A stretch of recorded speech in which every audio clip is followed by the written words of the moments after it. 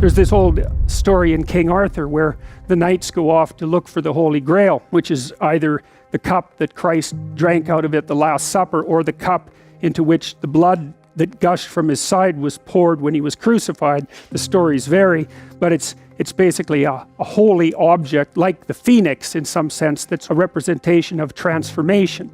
So it's an ideal, and so King Arthur's knights, who sit at a round table because they're all roughly equal, go off to find the most valuable thing. Where do you look for the most valuable thing when you don't know where it is? Well, each of the knights looks at the forest surrounding the castle and enters the forest at the point that looks darkest to him.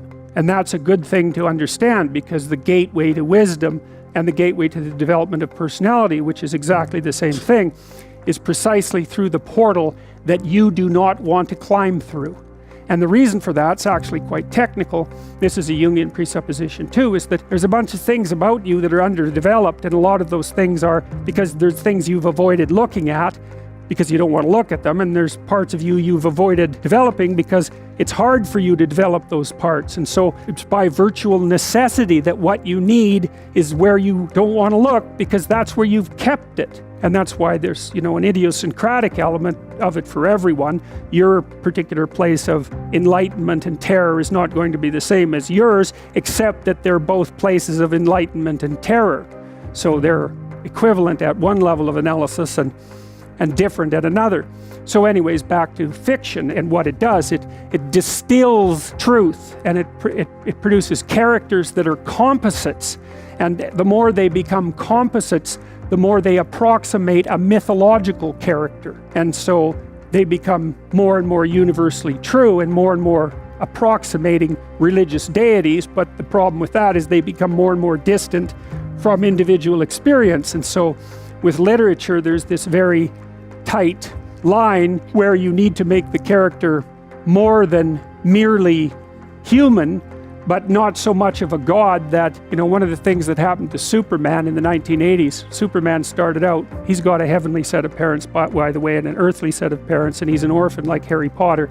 Very common theme is that when Superman first emerged, he could only jump over buildings, and maybe he could stop a locomotive, but by the time the 1980s rolled around, like he could juggle planets and, swallow hydrogen bombs, and, he could do anything. Well, people stopped buying the Superman comics because how interesting is that? It's like something horrible happens and Superman deals with it. It's like, that's dull. He turned into such an archetype. He was basically omnipotent God.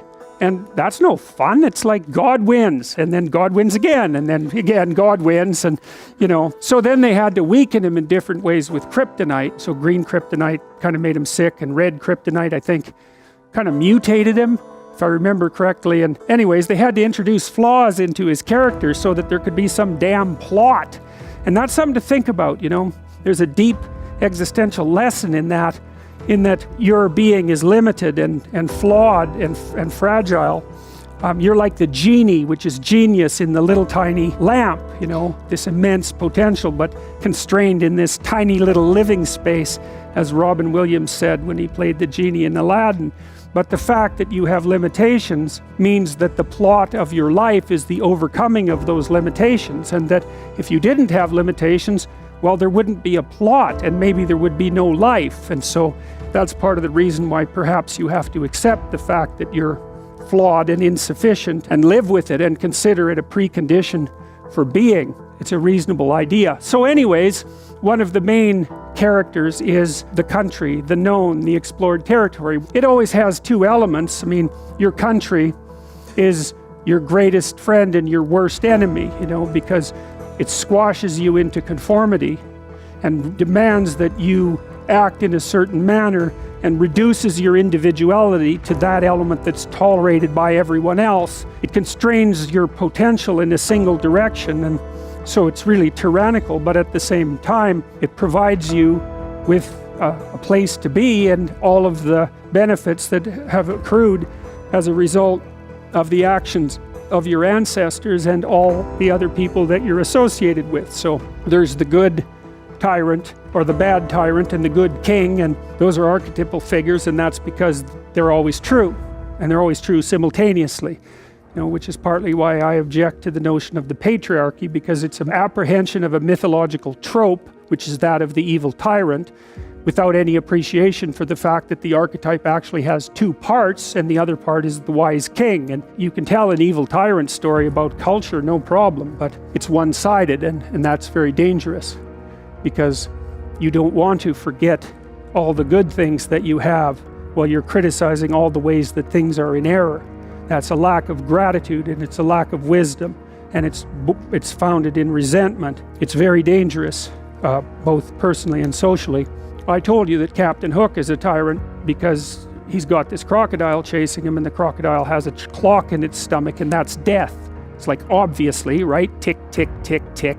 And it's a crocodile, and it's under the water, and it's already got a taste of him, so he's being chased around by death, and that makes him terrified and resentful and cruel and bitter, and so he's a tyrant, and he wants to wreak havoc everywhere. And then Peter Pan, of course, looks at Captain Hook and thinks, why the hell should I grow up and to be a tyrant and sacrifice all the potential of childhood? And the answer to that is, the potential sacrifices itself if you don't utilize it as you mature, and you just end up a 40-year-old lost boy, which is a horrifying thing to behold. It's almost as if you're the corpse of a child, the living corpse of a child, because who the hell wants a 6-year-old, 40-year-old? You're a little on the stale side by that point, and not the world's happiest individual. So, your potential is going to disappear because you age anyways, and so you might as well shape that potential in a particular direction and at least become something, no matter how limited, rather than nothing. So Peter Pan, that's a great story. It's a great mythological story.